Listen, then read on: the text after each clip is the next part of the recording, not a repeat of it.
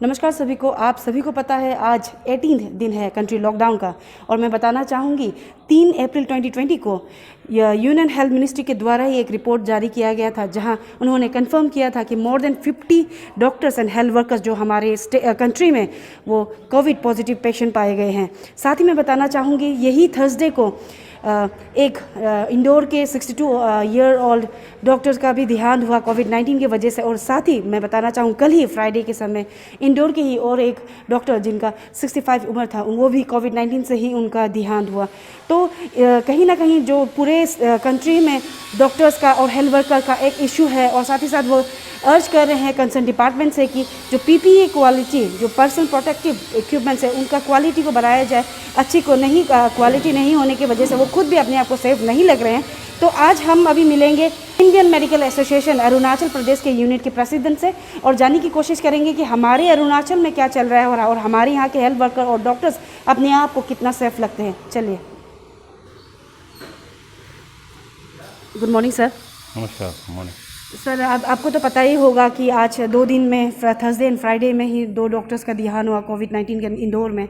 तो सर उसी सिलसिले में हम जानना चाहेंगे आपसे कि 1 अप्रैल को कहा गया था कि अच्छा क्वालिटी HLL के द्वारा PPE यहाँ में मंगाया जाएगा और ऑलरेडी पहुँच चुके हैं, CM के द्वारा कहा गया था। तो सर और साथ ही हमें खबर मिली है कि में आपके टीम के द्वारा एक सर्टिफाई किया गया है कि वो जो सेकंड स्टॉक आया है PPE वो अच्छा क्वालिटी का है। तो सर कितना हद तक ये बात सही है सर? देखिए, ये PPE का जो मसला है ये बहुत ही एक गंभीर विषय है। एक्चुअली इसको हमारे गवर्नमेंट ने भी बहुत सीरियसली लेना चाहिए, क्योंकि आपने जैसे बताया कि हमारे हेल्थ प्रोफेशनल्स लोग भी काफ़ी इससे वो कर रहे हैं, मतलब पीड़ित हो रहे हैं, कोविड-19 से पीड़ित हो रहे हैं।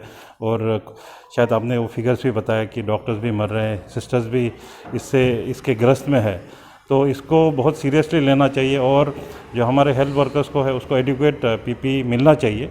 और गाइडलाइन के हिसाब से अगर जाएगा तो फिर अब जैसे गाइडलाइन के हिसाब से स्क्रीनिंग में आपको PPE का इतना ज़रूरी नहीं कहता है, N95 मास्क ग्लव्स से हो जाएगा। पर जो हेल्थ वर्कर रियली वहाँ पे काम करते हैं तो उनको पता है कि वो किस डर से या किस स्थिति से गुजर रहा है, तो वो भी अपने आप को सिक्योर महसूस करना चाहते हैं ऐसे जगह में तो उनको भी PPE का बहुत आवश्यकता है। तो इस विषय में जब शुरू में जो एक फर्स्ट बैच PPE आया था तो हमने इसको उठाया था, इस विषय को हमने उठाया था और मीडिया ने भी हमारा साथ दिया।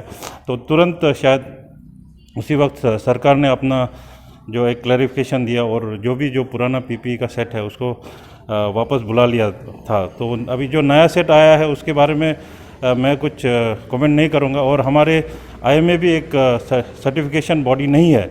एक्चुअली वो डायरेक्टर हेल्थ सर्विसेज में एक सब कमिटी है, उन लोग क्वालिटी चेक करते हैं, उसके द्वारा चेक करने के बाद ही वो PPE को हमारे हेल्थ वर्कर्स को देता है। सर तो लेकिन जैसे मैंने कहा कि हमें खबर मिली थी, कंफर्म कह सकते हैं कि उन्होंने कहा था कि IMA के टीम आए थे तो और उन्होंने सर्टिफाई किया कि जो PPE अभी नया वाला जो सेकंड स्टॉक आया है वो अच्छा है और उन्होंने अप्रूव किया आपके टीम ने। तो सर ये बात कितना हद तक सही है वो बताइए सर।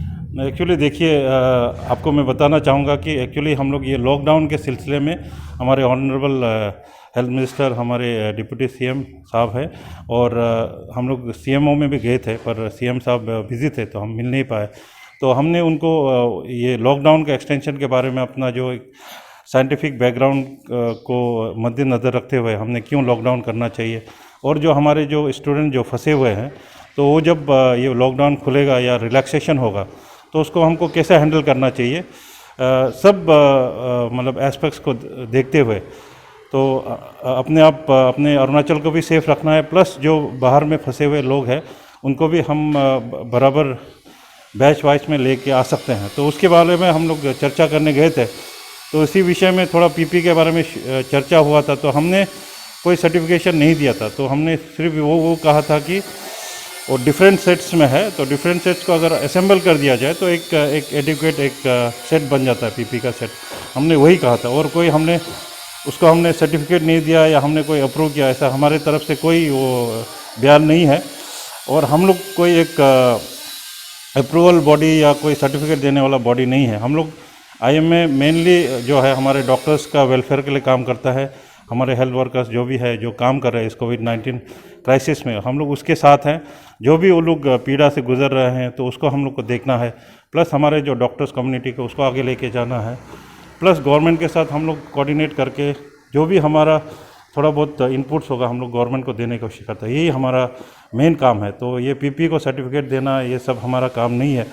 तो ज़रूर हम कहना चाहेंगे कि जो फर्स्ट जो PPE का मसला था उसको हमने ज़रूर उठाया था, पर अभी जो PPE का बैच आया उसको हमने कोई सर्टिफिकेट नहीं दिया। सर अभी जैसे आप कह रहे हो कि अभी तक कुछ आप लोगों ने बात नहीं उठाया सेकंड स्टॉक को लेकर PPE, तो सर ऐसा कुछ कंप्लेन या क्योंकि आप लोग यहाँ के हेड हो, IMA के अरुणाचल यूनिट हो, तो कोई डॉक्टर या हेल्थ वर्कर डिस्ट्रिक्ट से या कहीं से भी आप लोग को ये सेकंड स्टॉक जो रिसीव कर चुके हैं उसको लेकर कुछ इश्यूज ये सब आप लोग को कुछ शेयर नहीं किया अभी तक? सर अभी तक तो हमारे नज़र में या हमारे ध्यान में किसी ने हमको ये नहीं बताया कि ये सेकंड स्टॉक का ये क्वालिटी है, वैसे करके हमको किसी ने बताया नहीं। अगर कोई है मतलब डिस्ट्रिक्ट में या जिसको ये ऐसे PPE मिला है, उसको लगता है कि ये सब स्टैंडर्ड है, तो ज़रूर हमसे कांटेक्ट करें। हम डेफिनेटली अपने हायर अथॉरिटीज़ हेल्थ अथॉरिटीज़ होगा, हमारे गवर्नमेंट होगा, हम लोग उसको अप्रोच करके हम लोग ज़रूर उसको रेक्टिफाई करना चाहेंगे। जी सर, साथ में एक क्वेश्चन रहेगा, जैसे कि आप कह रहे हो कि एक गाइडलाइंस रहता है PPE को भी लेकर, जैसे स्क्रीनिंग में लेकर जो ओपीडी डॉक्टर्स बैठे हैं, सैंपल कलेक्शन। सर तो आपको नहीं लगता है कि ये जो अभी गाइडलाइंस इतना काम नहीं आएगा, क्योंकि जो स्क्रीनिंग में भी बैठते हैं वो भी काफ़ी करीब आते हैं, जो भी क्योंकि लेटर ऑन सैंपल लेने के बाद टेस्ट होने के बाद पता चलता है कि कोविड पॉजिटिव है। तो इतना बड़ा महामारी पूरा वर्ल्ड में फैला हुआ है, और स्पेशली जो मेट्रो सिटीज़ के और जो वेल डेवलप्ड सिटीज़ है इंडिया के, वो नहीं संभाल पा रहे हैं इसको। तो हमारा अरुणाचल इसमें गाइडलाइंस को छोड़कर ऐसा प्रोविज़न नहीं रख सकते हैं कि जो स्क्रीनिंग से लेकर जो फ्रंट लाइन में काम कर रहे हैं उन्हें जो अच्छा वाला PPE देना चाहिए? सर तो ये हम ज़रूर मानते हैं कि जो एक सेट ऑफ गाइडलाइंस है हर चीज़ के लिए, पर हम मानते हैं कि प्रैक्टिकलिटी को ज़्यादा मद्देनज़र रखना चाहिए, उसको ज़ोर देना चाहिए, क्योंकि जो ग्राउंड में काम करते हैं, जो फ्रंट लाइन वर्कर्स है, जो नर्सेस है, हेल्थ वर्कर्स है, डॉक्टर्स है, जो रियल में काम करते हैं, उनको पता है कि वो किस मतलब स्थिति से गुजर रहे हैं। क्योंकि आप बोलते हैं कि सपोजिंग आप ये RK मिशन हॉस्पिटल है तो ये इसको नॉन कोविड हॉस्पिटल घोषित किया, पर हमको पता नहीं कि कोई एसिम्प्टोमेटिक केस आ जाएगा, जो पॉजिटिव वाला केस आ जाएगा, वो कब आकर के पूरा हॉस्पिटल को इन्फेक्ट कर सकता है, या पूरा जो हमारा डॉक्टर है सबको इन्फेक्ट कर सकता है। तो हम लोग मतलब कभी भी हम नहीं कह सकते कि हम बिल्कुल सुरक्षित है। तो हमको हम अपने तरफ से हम इंश्योर करना चाहेंगे हेल्थ वर्कर्स को, हम वही कहना चाहते हैं कि सबसे पहले आप अपने आप को सेव करना चाहिए, उसके बाद आप दूसरों को आप सेव करने के लिए कोशिश कीजिए। तो आप जब अपने आप को आप गार्ड नहीं करेंगे, अच्छा से सुरक्षित नहीं करेंगे, तो आप दूसरे को आप हेल्प नहीं पहुंचा सकते। तो इसी के लिए हम कहते हैं कि जो स्क्रीनिंग में है उसको भी PPE मिलना चाहिए, और जो जैसे सैंपल कलेक्शन होगा, और जो आइसोलेशन वार्ड्स वगैरह में काम करता है, क्वारंटाइन में काम करते हैं, उनको भी मिलने से अच्छा है, क्योंकि वो लोग भी तब अंदर से सेफ फील करेगा और वो लोग भी और भी दिल लगाकर काम करेंगे। सर हाल ही में 3 अप्रैल को IMA अरुणाचल यूनिट साथ ही साथ गवर्नमेंट के साथ मिलकर आप लोगों ने एक इनिशिएटिव लिया था, जो टेली कंसल्टेशन को लेकर, जो OPD ओपन नहीं रहेगा, जो इमरजेंसी नहीं रहेगा, थ्रू फ़ोन कॉल वो कंसल्ट कर सकते हैं। तो सर अभी ऑलमोस्ट एक सप्ताह होने को आया है, तो सर उसका रिस्पॉन्स कैसा रहा है? सर तो एक्चुअली हमने जब ये लॉकडाउन हुआ है और इस कोविड-19 के चलते हुए, तो हमको एक एज ए रिस्पॉन्सिबल जो एक मेडिकल बॉडी, उसके चलते हुए हमको लगा कि शायद जो घर बैठे लोग हॉस्पिटल नहीं आ पा रहे हैं इस लॉकडाउन की वजह से और इस महामारी की वजह से, तो हमने सोचा कि क्यों ना घर बैठे टेक्नोलॉजी का यूज़ करके एक टेलीफोनिक एक कंसल्टेशन सर्विस शुरू किया जाए, जिसके लिए मतलब जो छोटे मोटे बीमारी है उसके लिए आप घर बैठ करके ही डॉक्टर का सुझाव ले सकते हैं। और स्पेशली हमने ये भी देखा कि जो होम क्वारंटाइन कर रहे हैं या कोई क्वारंटाइन में है, जैसे डेजिग्नेटेड क्वारंटाइन प्लेस में, उन लोग काफ़ी स्ट्रेस में है, और इवन नॉर्मली भी जो लोग लॉकडाउन में है तो उन लोग भी घर में बैठा है, तो कुछ काम नहीं है, एक रूम में बैठ करके काफ़ी स्ट्रेस्ड है, तो उनको एक साइकेट्रिक काउंसलिंग और कंसल्टेशन का भी बहुत ज़रूरी है। तो हमने इस विषय को देख करके हमको लगा कि एक टेली कंसल्टेशन सर्विस शुरू कर देना चाहिए। तो हमने गवर्नमेंट को अप्रोच किया था, जो स्टेट जो हमारे कोविड सेल है उसके और सर्वेलेंस है हमारे विक्रम सिंह सर है, तो उनके साथ हमने मिल करके एक टेली कंसल्टेशन सर्विस शुरू करने का निर्णय लिया था और हमने 3 अप्रैल को ये इसको लॉन्च किया था। तो एक IVRS के थ्रू जो पेशेंट है वो अपना स्पेशलिटी सेलेक्ट कर सकता है। तो हमने 5 मेजर स्पेशलिटी रखा है। कोई जनरल जैसे कोविड रिलेटेड या कोई जनरल कोई भी चीज़ के लिए पूछ सकता है मेडिकल कंप्लेंट्स के लिए, और मेडिसिन का है, साइकेट्री है और ऑप्स गायनी है, पीडियाट्रिक्स है, ये सब 5 विषयों में हमने ये रखा था कंसल्टेशन। तो जब शुरू किया तो रिस्पांस अभी हम बहुत नहीं कह सकते कि बहुत इनकरेजिंग है, पर आ रहे हैं इन एन एवरेज, मतलब 6-7 कॉल्स आ रहे हैं। पर कभी कभी क्या होता है कि हमारे डॉक्टर्स लोग अपने काम में बिज़ी रहते हैं, तो कोई मिस्ड कॉल भी हो जाता है।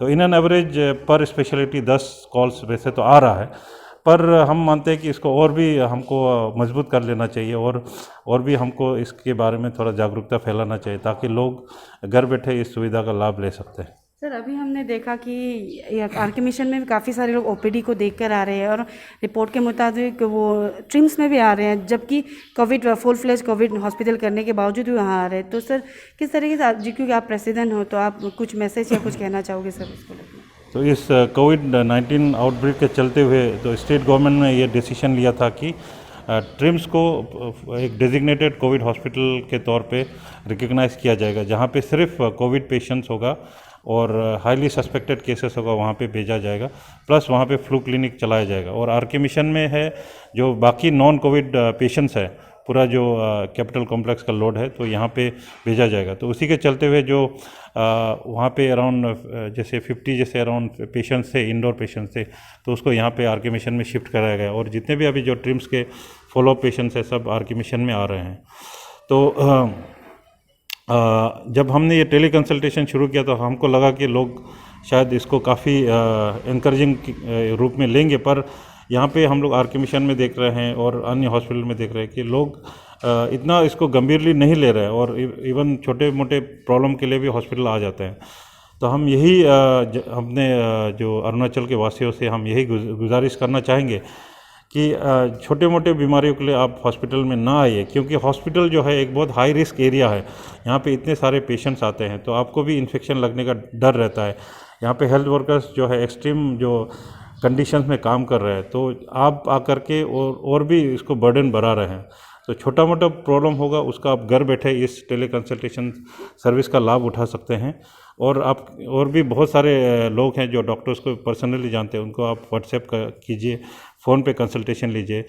सिर्फ जो इमरजेंसी सिचुएशन होगा, एक्यूट कोई कंडीशन होने से तभी आप हॉस्पिटल में आइएगा, ताकि हॉस्पिटल में इतना भीड़ भाड़ नहीं रहेगा और आपको भी इन्फेक्शन फैलने से आपको मतलब उसमें सुरक्षा मिलेगा।